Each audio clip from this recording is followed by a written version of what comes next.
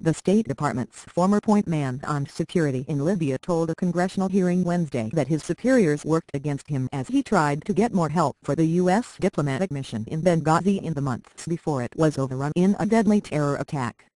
Eric Nordstrom, the one-time regional security officer, told the House Oversight Committee that he had a disheartening conversation with the regional director of the agency's Bureau of Near Eastern Affairs when he requested additional manpower for the facility.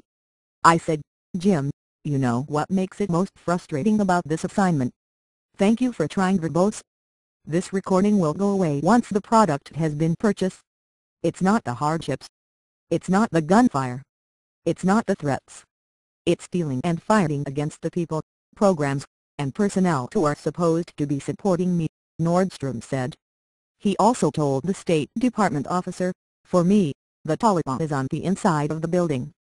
That bombshell ended a contentious hearing during which State Department officials defended the Obama administration's handling of the September 11 attack that killed Ambassador Christopher Stevens and 3 other Americans. Benghazi has become a flashpoint in the presidential campaign, with Republican Mitt Romney saying the attack illustrates "Thank you for trying verbose. This recording will go away once the product has been purchased." That President Barack Obama's policies have made America less influential and more vulnerable around the world. Undersecretary of State for Management Patrick Kennedy responded to suggestions the State Department was responsible for a lack of preparedness. "We regularly assess risk and resource allocation, a process involving the considered judgments of experienced professionals on the ground and in Washington, using the best available information," Kennedy said. The assault on the U.S. compound was an unprecedented attack by dozens of heavily armed men, Kennedy said. His colleague, Deputy Assistant Secretary of State for International Programs Charlene Lamb, "Thank you for trying verbose. This recording will go away once the product has been purchased," added that the State Department had the correct number of assets in Benghazi at the time, drawing a sharp rebuke from Committee Chairman Representative Deryl of R. California. "To start off by saying you had the correct number, and our ambassador and 3 other individuals are dead, and people are in the hospital recovering because it only took moments to breach that facility somehow doesn't seem to ring true to the American people," Issa said. Republican committee members and the State Department officials went back and forth about the appropriate number of people needed to provide security at the "Thank you for trying verbose. This recording will go away once the product has been purchased." Vulnerable Benghazi location. Various communications dating back nearly a year asked for anywhere from 3 to 5 diplomatic security special agents. As the 4-hour hearing drew to a close, Nordstrom divulged he had verbally asked for significantly more help, 12 agents, but the officer from the Bureau of Near Eastern Affairs had rebuffed his request. His response to that was, "You're asking for the sun, moon, and the stars," Nordstrom said. That attitude made the Benghazi incident predictable, according to Nordstrom, who left Libya in July and continues to work at the State Department. "Thank you for trying verbose. This recording will go away once the product has been purchased. For diplomatic security. For me and my staff, it was abundantly clear that we were not going to get resources until the aftermath of an incident. And the question that we were to ask again is, how thin does the ice have to get before someone falls through?" 5 special agents were in Benghazi at the time of the attack, Issa said. 2 of them only happened to be there only because they had traveled with Stevens from Tripoli, Lamb said. The Post had agreed that 3 was a sufficient number to have on the ground. "Thank you for trying verbose. This recording will go away once the product has been purchased," Lamb said. But Lieutenant Col. Andrew Wood, the Utah National Guardsman who was a site security commander in Libya from February through August, testified that the regional security officer, it was unclear if he was talking about Nordstrom, tried to obtain additional personnel, but was never able to attain the numbers he felt comfortable with. "The security in Benghazi was a struggle and remained a struggle throughout my time there," Wood said. Diplomatic security remained weak. In April, there was only 1 U.S. diplomatic security agent there. U.S. officials sought more security for Benghazi post. "Thank you for trying verbose. This recording will go away once the product has been purchased." State Department officials also responded to allegations by Republicans that the Obama administration intentionally misled the public about the cause of the attack. Critics accuse the administration of trying to cover up or play down the attack through initial statements that described it as a spontaneous act stemming from protests over an anti-Muslim film rather than a planned terrorist assault. "We have always made clear that we are giving the best information we have at the time.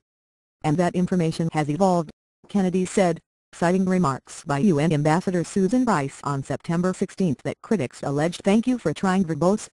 This recording will go away once the product has been purchased," were deceptive. For example, if any administration official, including any career official, were on television on Sunday, September 16, they would have said what Ambassador Rice said. "The information she had at that point from the intelligence community is the same that I had at that point. Clearly, we know more about today than what we did." While congressmen from both parties agreed that security that oversees U.S. diplomatic posts is crucial, and they expressed hope for a bipartisan solution, several times during the hearing the dialogue devolved into rancorous comments back and forth. The assault in "thank you for trying verbose. This recording will go away once the product has been purchased." Benghazi occurred 11 years to the day after the September 11, 2001, attacks on New York's World Trade Center and the Pentagon. Kennedy said the fullest picture of proper security and procedure will not be fully clear until the review board appointed by Secretary of State Hillary Clinton and headed by former Joint Chiefs Chairman ADM Michael Mullen is completed.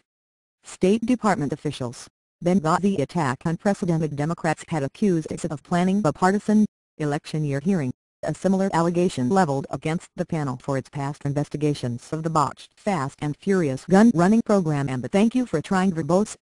This recording will go away once the product has been purchased."